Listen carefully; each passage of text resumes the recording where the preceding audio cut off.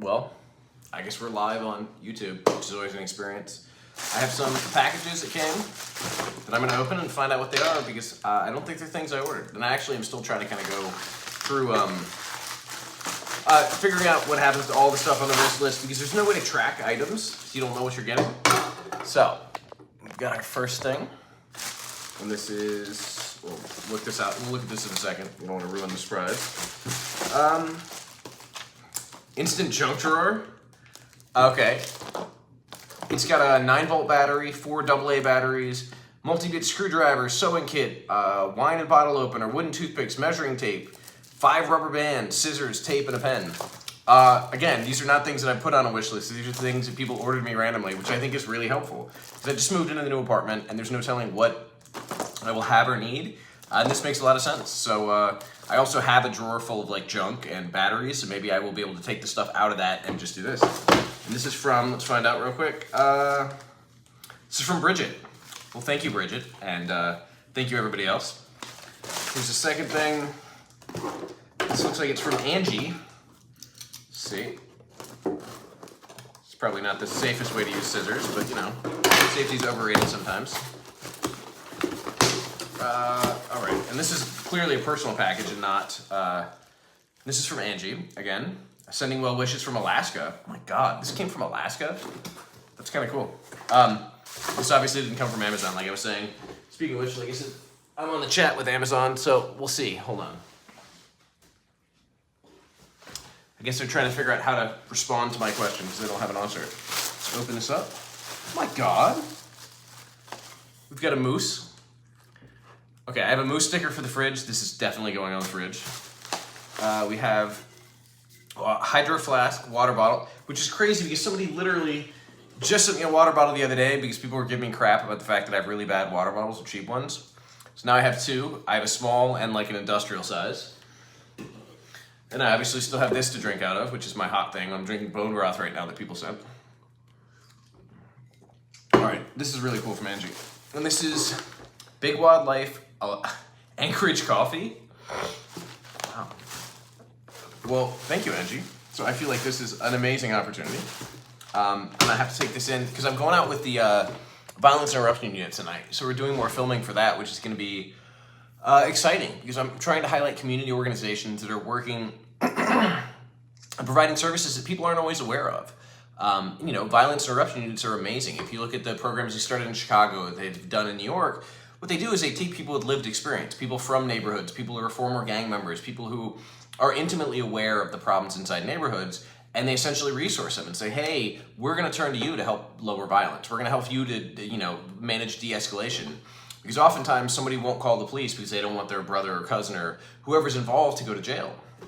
Whereas they can call one of these units and they can step in and they can provide de-escalation services. They can come up with conflict resolution. They can figure out ways to be involved that don't involve anyone going to jail or anyone going to prison, which makes community members feel more comfortable and be a lot more likely to go out.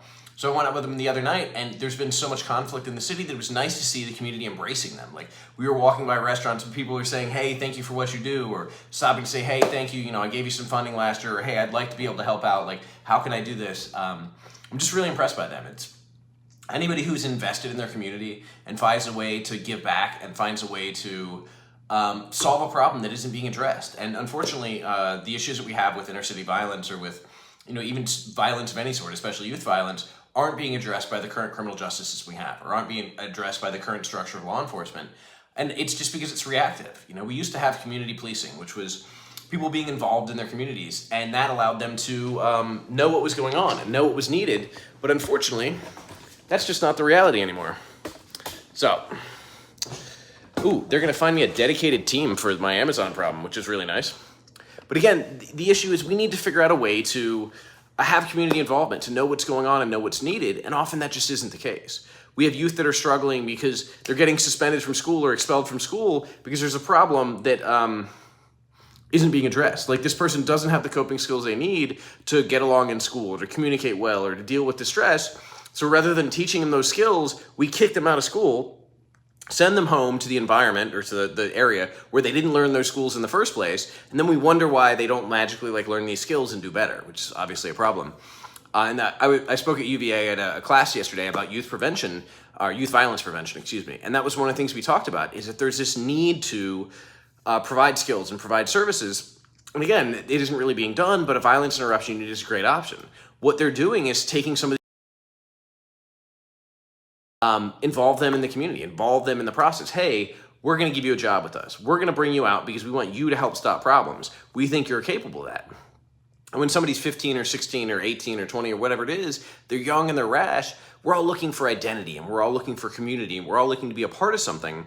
And giving them the opportunity to be a part of something that's positive is a really good sign. Like, we're giving them the opportunity to actually be a violence interrupter rather than a gang member, rather than one of the people who's causing the violence in the first place. And again, everybody's just looking for identity. Everybody's looking for community. So I'm really encouraged by that. So I was on a call today with Resilience Education, which is another local nonprofit, does amazing work doing two things. They work with the local business school to send in grad students, essentially, to teach financial literacy classes and entrepreneurship classes, and put together the model so that people can essentially be their own boss when they get out. They can own their own business. And this is a twofold thing. One, because people that getting out of prison struggle with prejudice against being hired for jobs. It can be difficult to get a job getting out of prison, and if you're your own boss, it doesn't matter. Nobody needs to hire you because you're your own boss. And second, business ownership is the path to middle class. Like, unfortunately, we have areas of the city where nobody owns a business. Everybody goes to work for somebody else. You get just enough money to pay rent to somebody else. Nobody actually is invested in themselves. Everybody's just on this cycle where they're making just enough money to pay their bills. And, excuse me, the Amazon people are talking to me.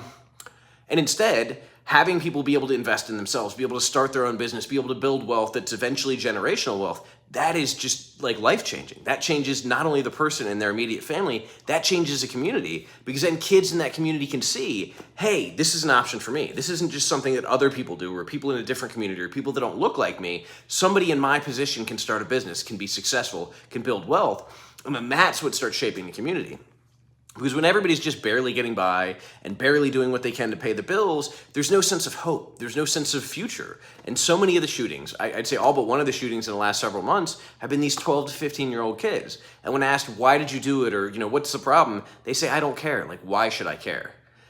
It's kind of hard to say, like, hey, you should care because X, Y, and Z, when again, everybody in your community is living hand to mouth. People are not succeeding, are not doing well. People are struggling on the most basic level, and again saying, like, yeah, what is the example you can hold up for them? And unfortunately, oftentimes the examples that are held up by popular media, are music stars or are sports stars who then are not representative of a daily experience. They're not representative of the plumber or the HVAC guy or the cook or the whatever who is able to build a business and actually support himself and support his family, or support herself or support her family. So I'm really grateful for any opportunity we have to highlight what that looks like, and Resilience does a great job of that. And they go even further, because when people get out, once they've been kind of firmly established, they get paired with the RPC, with this professional community, which allows them to essentially like have a mentor who can show them the way to business ownership, to professionalism, to finance, to being a mechanic, whatever it is. They have a path towards what it is they want to learn, and they have a resource to draw from. I think that's really important. I'm going to respond to this guy right now because they're not responding to me. Dealing with Amazon help support is not always the best.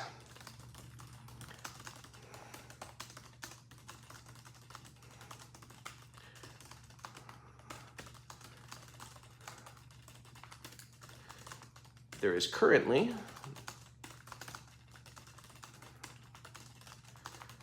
so we'll see if I get a response. But again, being able to work with them, and they have this online platform, which I'm going to be interested in checking out. I'm getting ready to go out of town, so I won't do it now. But they have this online platform to have information available. Essentially, imagine a school, but that's online, a series of videos, a series of documents, a series of resource lists, so that people can figure out what's available and what they can do and what they can have. Because oftentimes getting out, it's literally like little simple things. Like, I got out and I had a really good life. I didn't realize that a shower curtain needed a shower like liner in as well. You just got a shower curtain. I thought it was waterproof. I didn't realize that. And again, I had a tremendous life of kind of like privilege and opportunity despite the 19 years in prison. So I had that, but other people are getting out and they're like, hey, why don't I go to a payday lender? That seems like a really obvious question to somebody who understands interest rates and how much it's going to cost you and how it isn't a good idea. But if you don't understand that, if nobody's explained to you, and all you understand, all anybody has told you is, hey, if you go there, they'll give you money, you're like, well, that seems like a good idea. Like, this makes sense. But then people get in crippling debt. People are charged astronomical fees because they don't realize it's such a big thing. So groups like Resilience, group like Fountain Fund that do microloans and small business loans, either to help people pay off the fines they need to be able to kind of get off probation if that's a limitation, or to be able to start a small business. I mean, literally a food cart or a hot dog cart or something as small as that. That's a path to building wealth, because that person may only be making $20 an hour or $10 an hour, whatever it is. But that money isn't just going into somebody else's pocket. They're not just building somebody else's business. They're building their own business, their own brand, their own wealth. And that's something that people often don't understand as an option. So groups like Fountain Fund, groups like Resilience, these local groups that have really inspired me in the work that I do, I'm grateful that we have a chance to work together. They're like, yeah, we want to have a meeting. Let's go get lunch. Let's have a Zoom call. Let's talk about this. Because that lets me know that I'm doing something right. And it happened the other day that really inspired me. There's this local guy named Frank who is just kind of a pivotal community figure. He's one of the people who has changed so many policies. He's worked in healthcare, he's worked in education, he's worked in so many different areas, and he's changed policy. He got the oldest, most established country club in our area, which is full of very wealthy, very southern, very whatever people, to hire the first person with a criminal record. Because they said, oh, well, we've never done that before. That's not a part of our policy. Their policy also used to involve all kinds of other prejudicial things, but those things have changed. And he got that changed. He said, you need to change your policy, and he walked away, and the next day they did.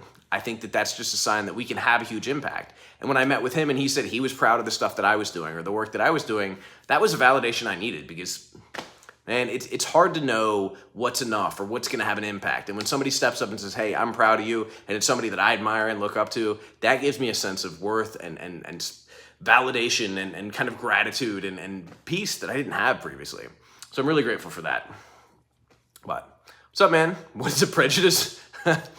Unfortunately, prejudice is not treating people fairly, and it is a very common thing, especially based on criminal background, or still to this day based on race or religion or gender. It's one of the things we deal with in the world. But so again, today is my last day here. I fly out in the morning, and yeah, I'm gonna go do part work, part trying to get away, and make the best of it. But again, I got to open these packages. It's been amazing, all the stuff that people have sent me. And I have to say, this moose magnet that's going on the fridge is one of my favorite things yet. So I got 2 fridge magnets, and I'm going to build a whole wall of them, which I'm really grateful for. And yeah. But if these Amazon people don't get with me, like I said, I got to go back out with the Buck Squad tonight, go do some more filming of their community patrolling, and try to show that community members can invest in their communities, can invest in the people in them, and show them that they have value. So that's going to be my night. I hope you guys have a great one. And yeah, I got to go. Have a good night.